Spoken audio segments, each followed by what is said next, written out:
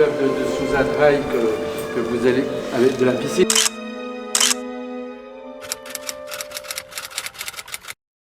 Et c'est effectivement une peinture avec laquelle il faut vraiment être en confrontation directe. La photographie, elle est séduisante, mais elle n'est pas suffisante.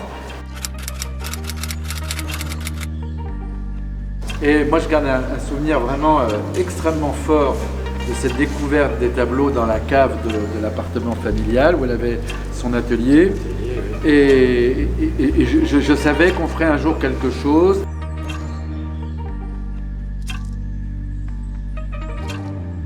Donc Susan Ray, je crois que vous avez compris, elle est une artiste allemande. Elle est venue en France en 82-3 pour faire ses études à l'école nationale des beaux-arts. Et elle a déjà très vite convaincu par ses capacités extraordinaires, surtout du dessin. Et même si elle était intéressée à la musique initialement, très vite elle a quand même décidé de poursuivre ce chemin.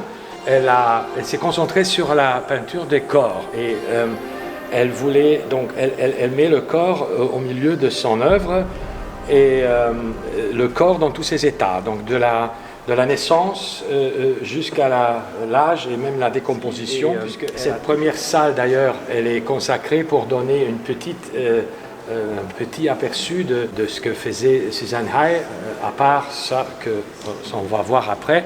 Après, on est évidemment dans des sujets qui sont aquatiques, dites aquatiques, parce qu'ils sont consacrés à l'eau, justement à l'occasion des 20 ans de la piscine. Mais ici, donc, je voulais vous montrer, elle a commencé évidemment à se peindre elle-même. Donc, elle commence dans les années 80 et 90, début 90, avec des autoportraits.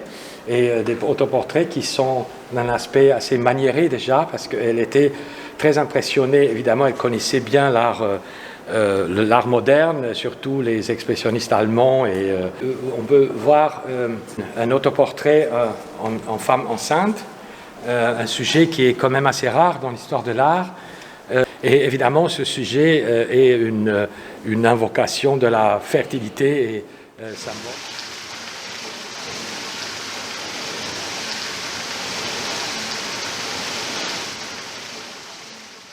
Et donc très vite, elle a eu l'idée de mettre donc son chevalet dans des lieux publics et mettre ses modèles dans des contextes donc très modernes. Donc il réfléchit, est-ce qu'il va prendre un bain régénérateur, est-ce qu'il va tomber à l'eau, est-ce qu'il va prendre un bain de jouvence, surtout la personne âgée. Montrer un exemple d'une époque plus tardive, mais qui est toujours lié à l'eau. Vous trouvez ici le tableau qui s'appelle La Mare, même je ne sais pas pourquoi elle a donné ce titre à ce tableau, et qui est évidemment très différent, qui nous rappelle qu'elle avait un frère autiste, donc par son frère plus ou moins handicapé, elle a compris très bien le langage des corps. Et cette ambiguïté, donc il y a un angle très, très original.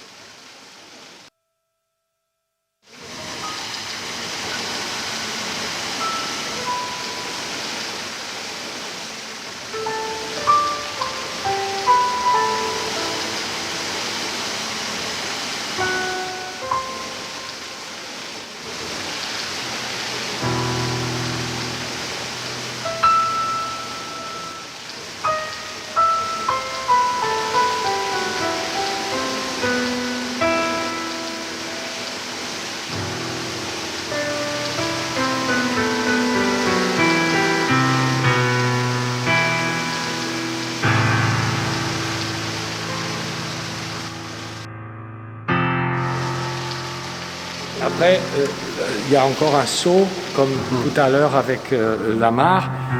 Dans les années 2000-2003, on a un autre type de douche qui se trouve ici, beaucoup plus noir, des douches qui sont, en fait, on peut se demander si ce sont vraiment des douches. Surtout celle de droite, on ne voit pas de eau ruisselante. Les corps, les postures sont inspirées par un tableau de Masaccio, donc la chute du paradis, la fuite du paradis. Et donc on est dans un autre registre. Susanne Hay, elle était très impressionnée évidemment par l'histoire du peuple allemand. Et cette douche sans eau nous fait évidemment penser à des choses un peu plus sinistres. Et elle était très très engagée dans les dernières années de sa vie parce qu'elle travaillait à des projets de triptyques et même des monuments pour la paix. Donc elle travaillait beaucoup avec ces ambiguïtés, si vous voulez, mais c'est pour laisser ouvert et laisser vivant le tableau et pas mettre c'est ça et ça ne peut pas être autre chose.